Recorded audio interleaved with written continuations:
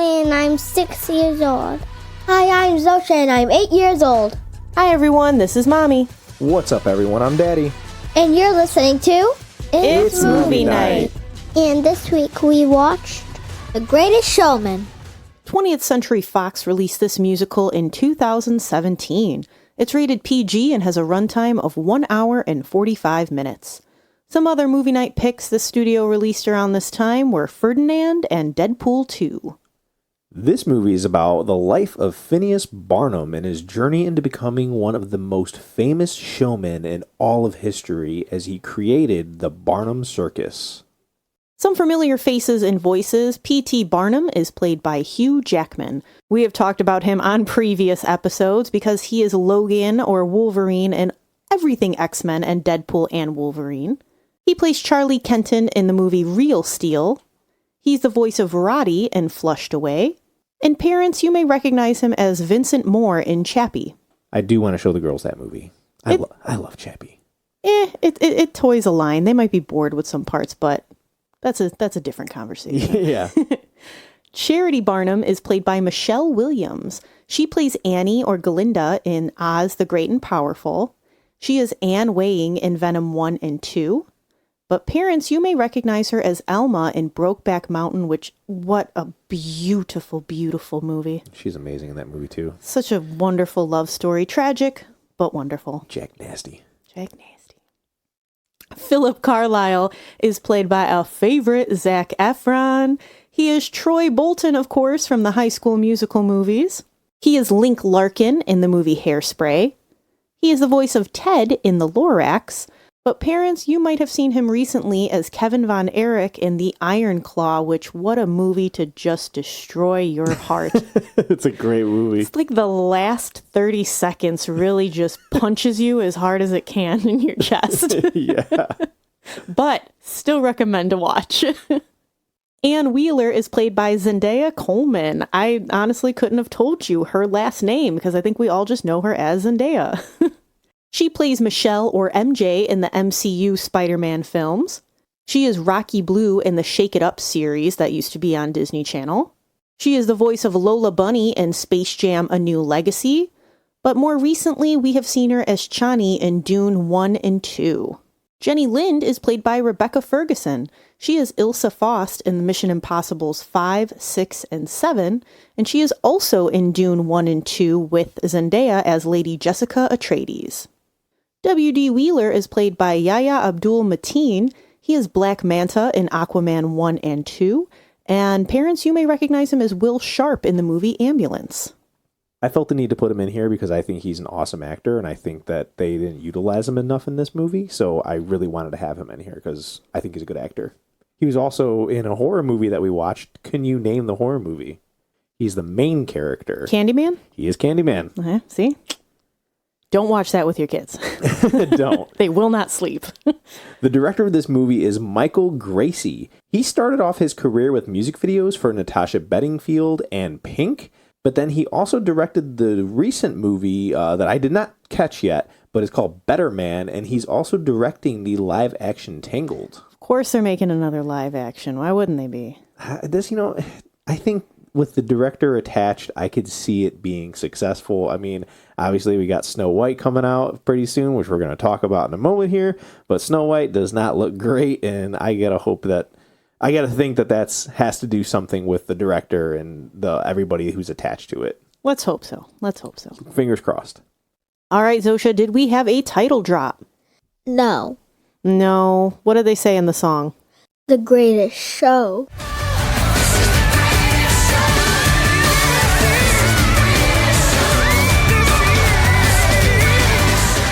Yeah, they say this is the greatest show, but not the greatest showman. Womp womp. Amelia, how about our cat cam? Yes, at the end of the movie, there were 2 lions. Which are just really big cats. Yeah, they are. So first impressions of this movie, Mommy, it came out December of 2017. I know the answer to this. We did not see this in theaters. We did not. I couldn't tell you what year we watched it, though. I know it was after the fact, so I think it was only maybe, 2 or 3 years ago we watched it for the first time. I want to say 2020 is when we watched this movie for the first time. During, while we were home for the pandemic? Yes, you were at the hospital working, and the girls and I decided we were going to watch this movie. And then I remember you getting home, and I said, Sam, you need to watch this movie. It is fantastic. And we watched it the very next day.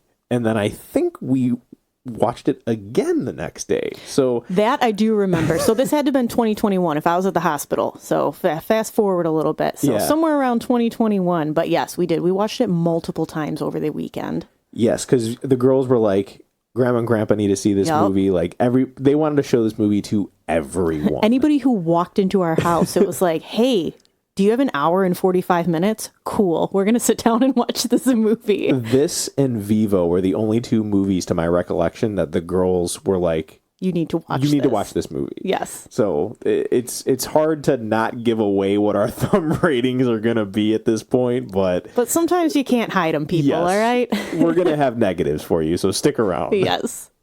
So obviously, with that being said, this was a rewatch for all of us. But we watched this movie because the girls wanted to show their Auntie Betty. She joined us for movie night, so we had one person seeing it with fresh eyes, just none of us. Yeah, and man, was that a treat. So, Mommy, this movie's all about the circus. Have you ever been to the circus? Honestly, I don't think so. I don't think so. I would honestly have to ask my mom, because if they did bring me to a circus, it would have been before my memories kicked in. But do I have any desire to go to one? Absolutely not. I do not like clowns and face paint and that type of thing. But I will say, I would do like a Cirque du Soleil. I say that's a circus. I'm like, that would be super fun. But it's more on like the acrobatic, like showcasing one. It's a circus of oddities. I know, but it's a circus. When I hear circus, I think a bunch of clowns. I think more like Dumbo. You know the scenes in the Dumbo. Red and white tent is what you're thinking. Yes, Dumbo, just that with all the clowns and the pies and the ridiculous stuff and juggling. And I'm like, I am not going to sit in a dusty tent with peanuts to watch some dude juggle with face paint on. That sounds terrible. So I have been to the circus. I've been to the Barnum Circus. We still have the clown that's staring at me from the corner right now. Have it. My parents brought me when I was, I would like to say I was probably 4, if I had to guess. Okay. We do have a program. It's at my parents' house, but we have a program from that day, so it probably has the date in there somewhere. And I remember enjoying it. As much as I can remember, because like I said, I think I was pretty 4. young. I was very young. So, but I know I did go to the circus at least once in my life. Our children have not been to a circus yet. No, but I'd like you had said, like a Circus du Soleil, or how do you pronounce it? Yes. Circus Soleil. I think we will go to that at some point in our lives. It's right in Disney. Why would we not? Yeah, they literally have a tent, if you will, it's a building. in it's Florida. A building, yeah, it's a building that looks like a tent. And it's just for Circus Soleil. Yes. So we will go eventually. So before we hit on positives, let's talk about some favorite scenes. Amelia had mentioned to me that one of her favorite parts was when P.T. Barnum is finding all of the people or oddities for his show. Yeah. It's such a good montage. It is. I like the way it's edited. I like the way he's I forgot what his actual name is, but it's like the heavier set man. And he's like, how much did you say you weighed? He's like 500. He's like, how about 700? And 700 pounds. And they have like this little laugh together. Can I just ask how heavy you are? Do you have a number for that? I prefer not to say, Just but between you and me. 500 pounds. 750 pounds? you said 50 pounds. Even the that tall they're guy. in cahoots. Yeah. He He's like, changes his name. He's like, he's like, What is your name? Vasily Palavro, sir. Yeah, we're gonna change that name. I think you're Irish.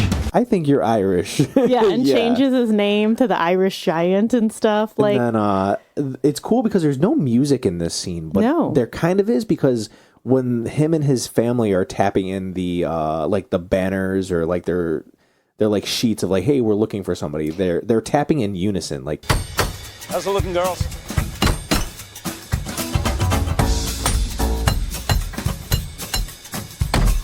and it's cool because I think right before this scene is where he also meets like the bearded lady, which is an awesome scene. I love that scene because she's just it's during it. Okay. Yes, So yeah, it is- she's just so down on herself because she is a woman with a beard. Like most women are ashamed of that. If you have it, that's fine. I hope that you find you're happy with yourself. Your confidence, Yes, you your know, because it's confidence. hard. It's hard to own it sometimes when the Yeah. world can be so cruel. But it's a beautiful scene because he does call her beautiful. Sir, I have to ask you to leave. You are so talented, blessed, extraordinary, unique. I would even say beautiful. And everyone in the laundromat where that she's in are like Are laughing. Yeah, they Yeah, laugh. they Like they think giggle. that he's making fun of her, and he's like, no, like they don't know, but they're gonna love you. It's gonna be great. So it's a really uplifting. And I'm sure scene. his daughters being there help when they Yeah. hand her the pamphlet, like, hey, we mean it. Yes. One of my favorite things about this movie, I'm not going to say favorite scene because it's just something that is morphed into these scenes, and it's the transitions. So in this scene in particular, where he's meeting all these oddities, are great transitions. The very first transition of this movie is where you see Phineas Barnum, and he's an adult, and he's wearing his red jacket His with ringleader. the top hat. Yeah. Outfit. And it does a spin around him in his dark room, and then it reveals him as a child looking at himself in the window. Of a tailor shop yeah, so with like- of that red suit. And it's just awesome. There's another scene where the daughter puts on her ballet slippers, and she's in their house, and then she starts Doing the footsteps. doing footsteps out of the screen, and then she's on a stage, this grand stage, and then it zooms out, and you don't see the house there, and it's just like, whoa, No, she's incredible. performing with the other little ballet dancers. And Yes. It's just a really cool detail that you don't really see in movies. That I would imagine that this was storyboarded, or somebody along the line was like, okay, this is what's going to go from this scene to this scene and this scene to this scene. And it was just incredible. I love the transitions in this movie. Oh man, I almost forgot. Another really cool transition was in the end of the song, The Other Side. And it's when Zac Efron and Hugh Jackman are singing in this bar, and it jumps to the other side of them, and you can see that they're at the circus now, and there's like flames being blown up, and there's like he's showing Carlisle the show. Oh my Yeah. gosh, it is such a cool scene. There's like people throwing knives, like it's so good. Love the transitions. It helps show the progress of time or going back in time. Yeah. Like it's all makes it nice and cohesive. I don't know if it's small because it is such a big thing to achieve when you break it down, but one of Zosha's favorite scenes is when the Barnum family moves into their big fancy house. And if you're watching the movie and you're paying attention, his wife looks at him and goes, "Is it?" It is. Come on, let's go. Because when they are children during the song A Million Dreams, there's an abandoned house next door to where Charity's is. And they sneak in there, and this is where they kind of get away from the, oppression of life and their parents, etc. Yeah. And this house is run down, but it's beautiful. Like, it's gigantic. And it's that same house. He bought Charity that house and obviously brought it back to life. And that is now where the Barnum family lives. So it's got such a huge significance to it when he's like, it took me way too long, but welcome home, Charity Barnum. Yeah. And you're like, oh, it's so sweet. And Zosha's like, it's just really cool that they went from living where they did and now they have this grand house. Like, good for them. But I don't think she realized how much more significance it held. Yeah, it's a beautiful scene. Another beautiful scene that I really like. And before we asked the girls what their favorite scenes were, we said not a music scene. We don't want a scene that has music. Because it's too obvious. This has a song in it, but it's not like, I don't think it's on the album or the soundtrack. No, it's not a soundtrack song. And it's when Anne, who's played by Zendaya, is by Carlisle's bedside, who is Zac Efron, and she's singing to him. What if we rewrite the stars? Say you were made to be mine. Nothing can keep us apart. You, the one I was meant to find. It's very heartfelt. She's it's crying. It's very sad. Made me cry. Yeah, because she is crying while she's singing it. Because Yes. Beautiful scene. he's in an infirmary, Yep. He's hurt. My favorite scene is towards the end of the movie, and it's when the performers come together and console PT despite him treating them terribly, because they explain that no matter what, they're grateful because none of them are no longer alone and they have a family now. Yeah. So even though PT was not very nice to them and kind of pushed them off to the side and exploited them, they still have him to thank for having these wonderful things in their life now, things that they didn't have before. They have some confidence. They can lean on one another. And it's just so heartwarming and so big of them, because it's hard when people treat you like dirt. Absolutely. Sometimes it's hard to turn around and be a bigger person. You want to be like, ugh, But you take a step back and go, okay, what have you done that I still can appreciate? And it's a beautiful moment.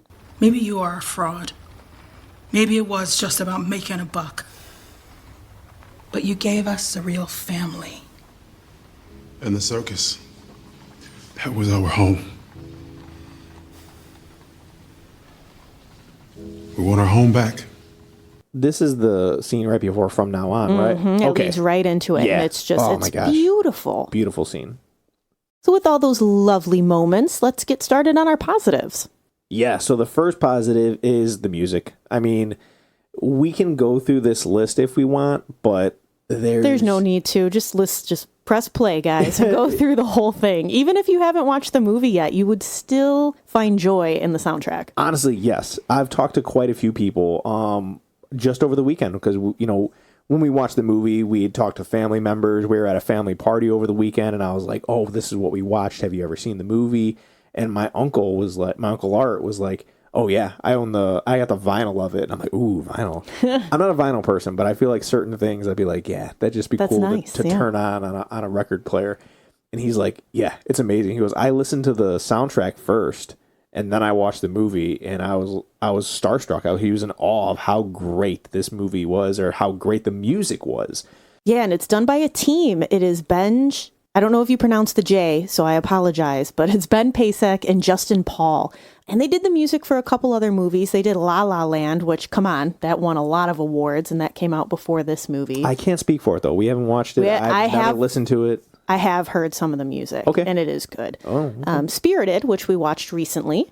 And I didn't really care for that music. You could hear some tone. The one song, Christmas Morning Feeling. Yeah, that's a jam. That's one song out of like 7 on that album that I liked. So I don't know. I gotta say, for that one, it's a pretty big miss. For I think me. it's still clever lyrics and things like that.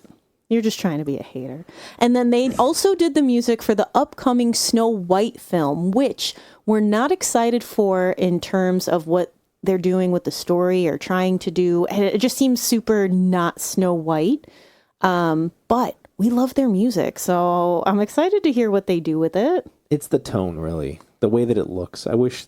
It looks like a straight-to-streaming movie for something that's coming out into the theaters. Yeah. That's the problem we have with it. And the cast. Yeah, very interesting choice for Snow White. There's not... Even the evil queen. Yeah.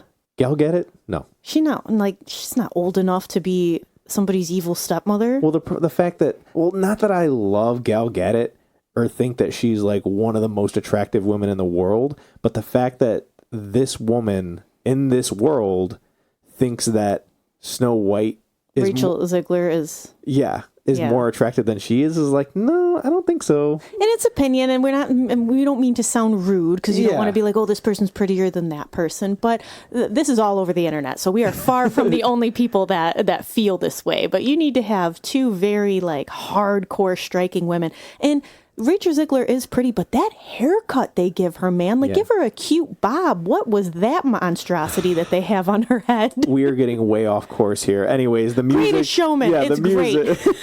Side tangent over. We're going back to the music. The music is great in this movie. What is your favorite song from this movie, Mommy? I'm not kidding. I have been looking through on iTunes and every time I think I choose a favorite song, I'm like, but I really like this one too. iTunes. I like that you said iTunes. You just dated yourself. Whatever. It's called Apple Music now. Oh, okay. Did you know what I was talking about, though? I knew exactly what you were talking about. But no, every time I think I can pick one, another one just juts in. Like, I love From Now On at the end. Yeah. Like that progression and the crescendo of it all. And It's then amazing. it goes back down in decrescendos. Like, it's beautiful. This Is Me. We just that said we weren't song going to will go make through every you song, cry. and now you're going through I'm not every going song. through every song, but This Is Me will make you cry. Come on. Favorite song? You got to pick one. You got to pick one song.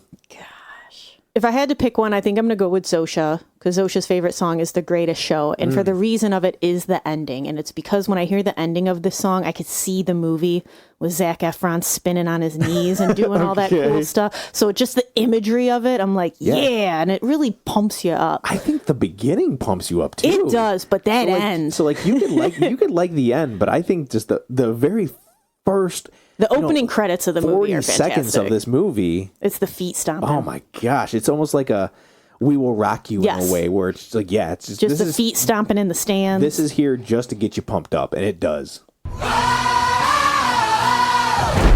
Ladies and gents, this is the moment you've waited for. You're searching in the dark, your sweat soaking through the floor. Buried in your bones, there's an ache that you can't ignore. Taking your breath, stealing your mind, and all that was real is left behind. Otherwise, Amelia's favorite song was Rewrite the Stars, which just amazing. Beautiful song. How do we rewrite the stars? Say you were made to be mine. Nothing can keep us apart. 'Cause you are the one I was meant to find. Beautiful song. Powerful song as well. What was I know your favorite. I don't Yes. even have to ask you, but I think I spoke about this in one of our first episodes where I said, I think the question was if we could wake up to any song every day, what would it be? And it was this song. It was Come Alive. Yeah. And the world becomes a fantasy, and you're more than you could ever be. 'Cause you're dreaming with your eyes wide open. And we know we can't go back again to the world that we were living in. 'Cause we're dreaming with our eyes wide open. So come alive. I love this song. There's like a saxophone in it, and it's just makes you want to very move. jaunty, Oh my like, gosh. yeah. The choreography for it is great. This is where everyone in PT Circus comes out for the very first time. They come alive to this audience for the very first time. And it's awesome because you get to see the hesitation on the audience's face, and you get to see the hesitation on the circus performers face, as yeah. well. And then you get to see them just, okay, never mind. This is making me happy. I love this. And you get to see it from both audiences again, the audience and the performers of like, oh, I do like this. Yeah, just like PT had said to Tom when he went to go get him. Yeah. I think his name was Tom. Yes, Tom Thumb.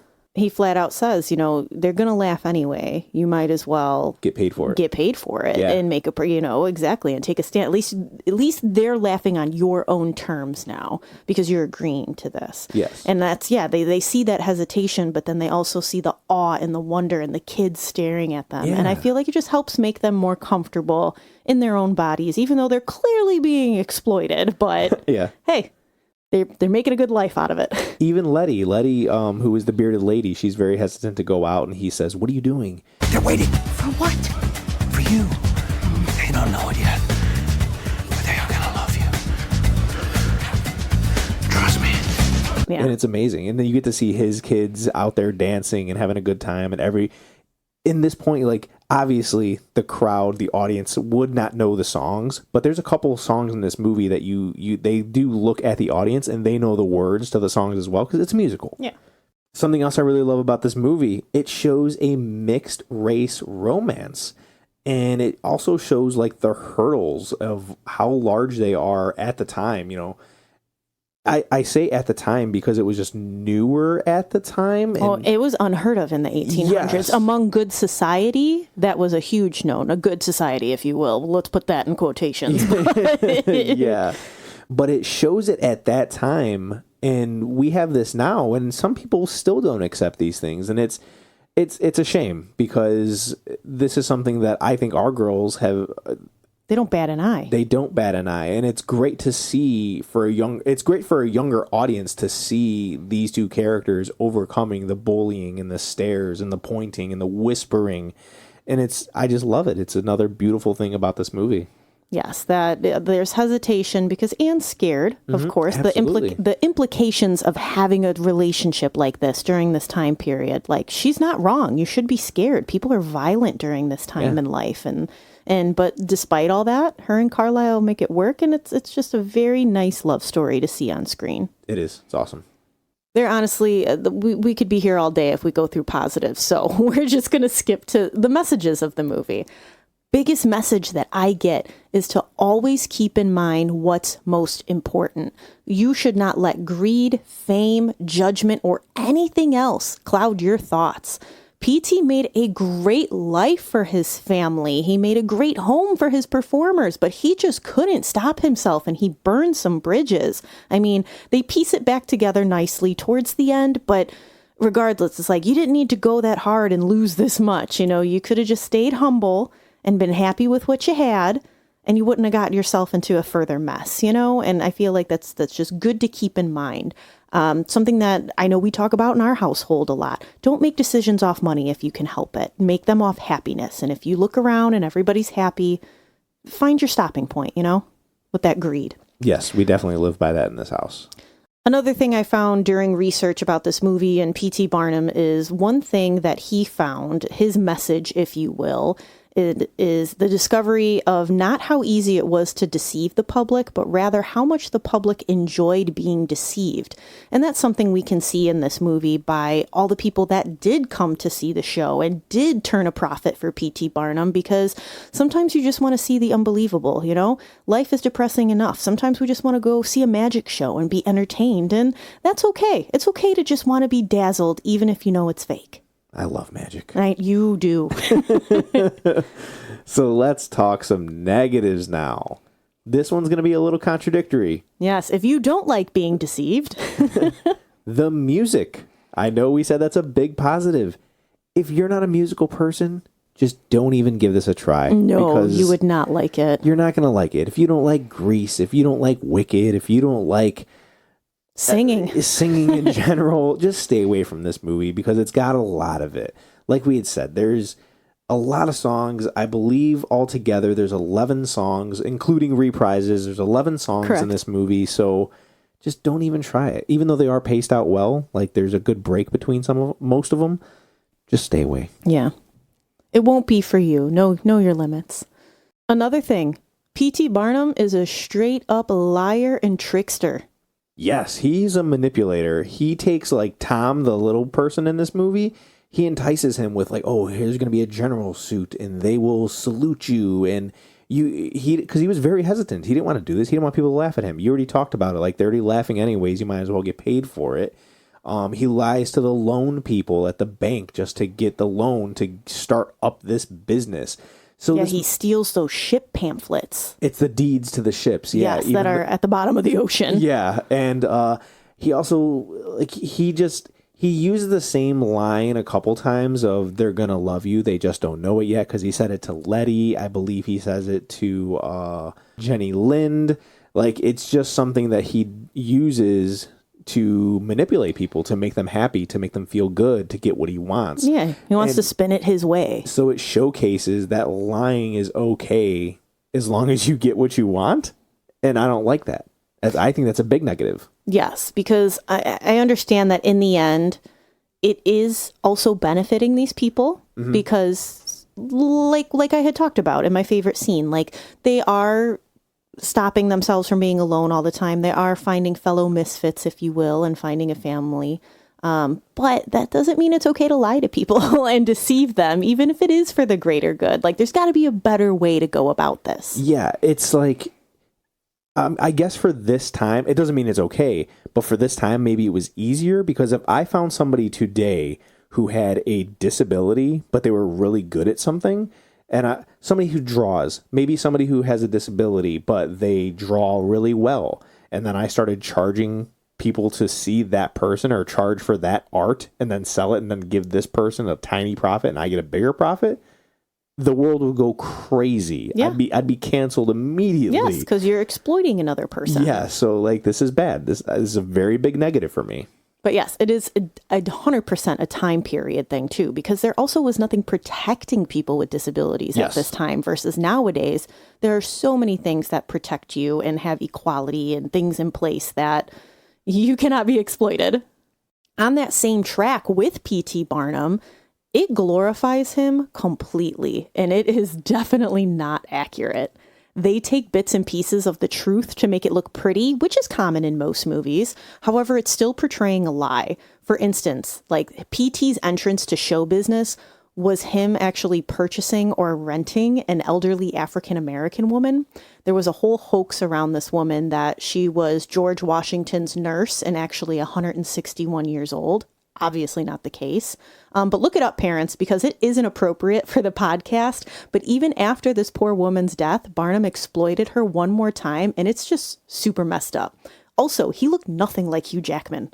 Well, I don't think anybody looks like Hugh Jackman. He looks fantastic in everything he's in. But he doesn't even look close to Hugh Jackman. You know how sometimes you see a historical picture of someone and you're like, oh, you know what? She was pretty. He was handsome. No. Dude, nowhere near Hugh Jackman. No, not at all. So what kind of parental guidance do we have for this movie, Mommy? Language is very mild. There's bullying and racism towards the circus performers, and they're called names like freaks. There's also one racial slur, but I don't think it's anything that today's kids would recognize. One of the daughters gets bullied as well by fellow ballet dancers, but it's like new money versus old money type stuff. That is a sad scene. So it's more things like that. Nothing in terms of swearing, I would say. Violence, a child gets harshly slapped on the cheek. Like, you borderline feel it yourself. Yeah, you do. It's not rough. funny, but it's funny. It's not funny, but like, it's... The way you describe it is like, yeah, it's absolutely correct. Everyone watching the movie flinches. Like, that's for sure. There is a fight amongst the circus performers and the townspeople that are protesting. The protesters' violence spikes completely when they light the circus building on fire. Their home is destroyed, and one character suffers an injury from the fire. Scary-wise, they kind of go hand in hand. The protesters' intense hatred can be unsettling. They throw things, they shout at them, they are just constantly picking fights. It just makes you feel unease. And then, of course, the fire scene can be scary and suspenseful because there's a fire. You're trying to get out as fast as you can. You know, there's a lot going on. It's chaotic, and you don't want anybody to get hurt. Grown-up stuff. There's some major cleavage from the bearded lady, but it is nothing like sexualized. It's just there. There is also some kissing, but it's all very PG. We see a character trying to frame adultery in the eyes of the media, which kids may or may not understand. The social implications of Carlisle and Anne's relationship may also be confusing for kids, since, like we talked about, we live in a world that is filled with mixed racial couples. Our children don't think about this. They wouldn't bat an eye. Nope. So they probably won't understand why his parents are being so mean about it, because luckily, for the most part, this isn't a huge problem anymore. It exists, but it's nowhere near what it was. Yeah, not at all. Lastly, cry factor. There are so many emotional moments in this movie, so I'm just going to say the big ones. This Is Me, so powerful. That one will get you some tears. When the sharpest words wanna cut me down, I'm gonna send a flood, gonna drown them out.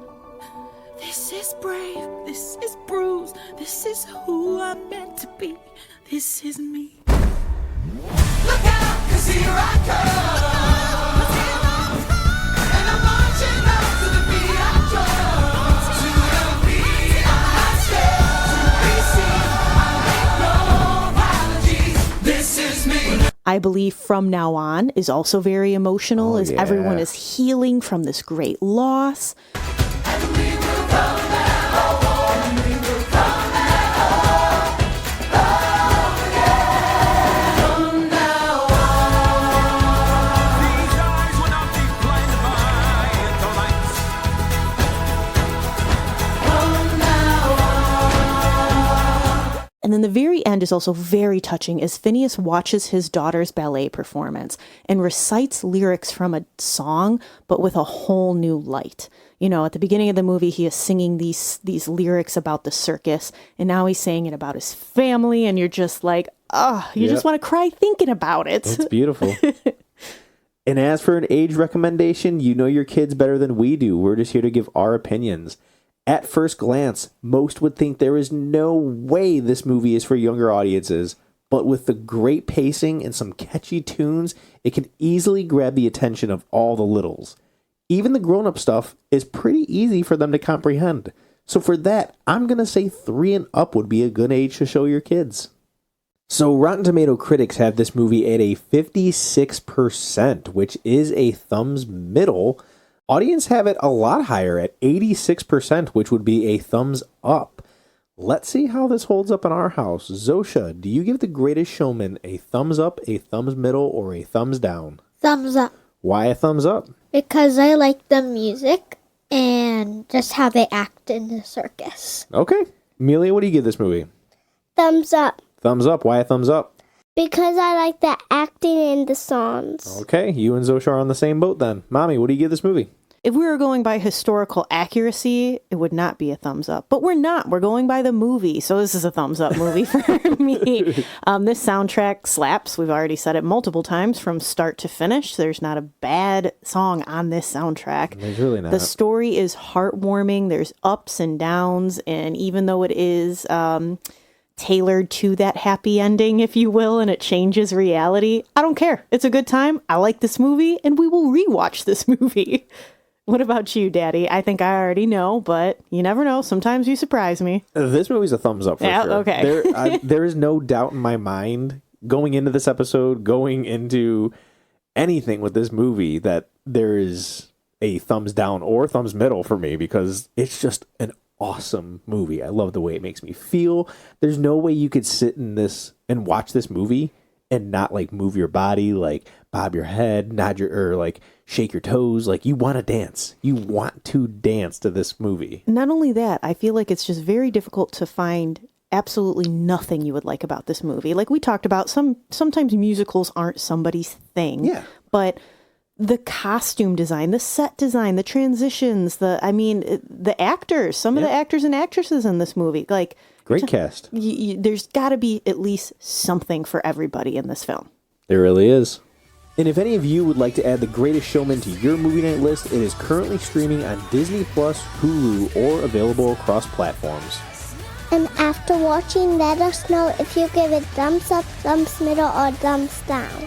And when you want to let us know what you think about the movie, please find us on social media. We like to post pictures of us on our movie nights, letting you know what snacks and sweets we're eating. It's a fun place to hang out. Our Facebook is It's Movie Night, and our Instagram is It's Movie Night Pod. Thank you for listening. Join us next week for another movie night. Bye.